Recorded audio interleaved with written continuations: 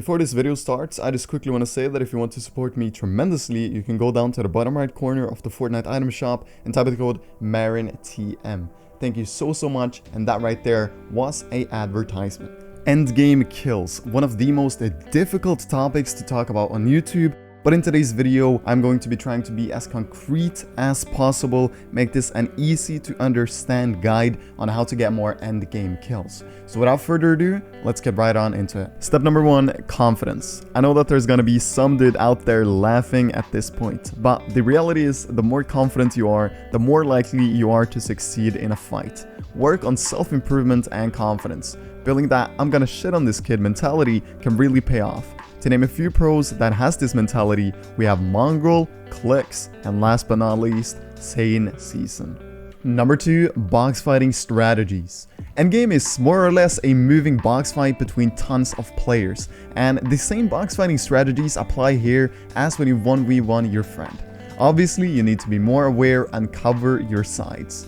But the amount of times I've seen people make dumb edits they never would do in 1v1 box fights in Endgame is countless. Here is a quick example of how you can use box fighting strategies to outplay your opponents quickly and effectively in Endgame.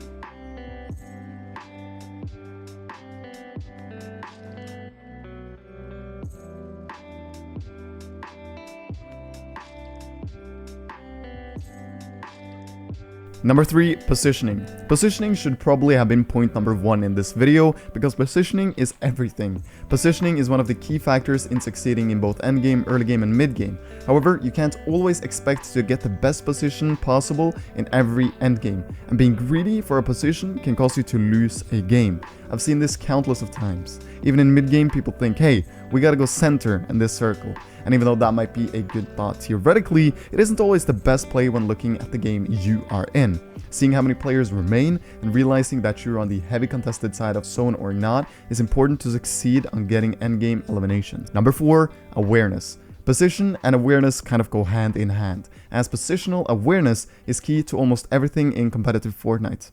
If you're looking to do well in competitive games and getting kills in endgames, having good awareness will allow you to easier find elims and potentially win the game for you.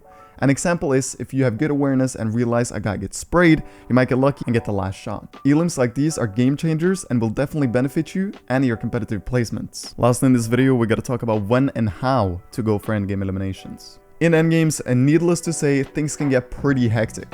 Firstly, I want to talk about when to go for kills. A lot of people focus only on rotation when they have mats and look for no eliminations. And then when they have 0 mats, they start going for kills. I'm gonna make this as easy to understand as possible. If you have mats, follow the zone. Don't wait until the zone is in your ass to move. And when you follow the zone and is at the front edge of the zone, look back for kills. Be strategic who you go for. Look as far back into the zone as possible, as this makes it more likely for you to get an elimination or 2. Common mistakes when following zone is to go for other people also holding what we like to call the front edge of zone. This can give you a hard time, and you always want to try to keep an informal truce with the others on frontage. Obviously, having your own layer is also recommended. Follow this strategy for all of the moving zones. This will nearly always allow you to get into the next zone freely. If you're not getting shot, use your wood. Don't waste brick and metal when not needed. If you only have a few mats, let's say 500, listen very carefully. I've said this multiple times in this video, but going for kills with no mats is near impossible. Every opponent that is somewhat decent will outplay you. Be aware, look at your mats, or if you're playing duos, trios, or squads, get your mate-mates to update you on your mats. Start looking actively for kills when you have around 100 mats. This will 10x your chance of getting elims, and that again leads you to have a bigger % chance to win your game. If you have no mats at all, go to the back edge of the zone. Chances are you're already in shambles, but holding the back edge of zone will give you a higher chance of finding elims.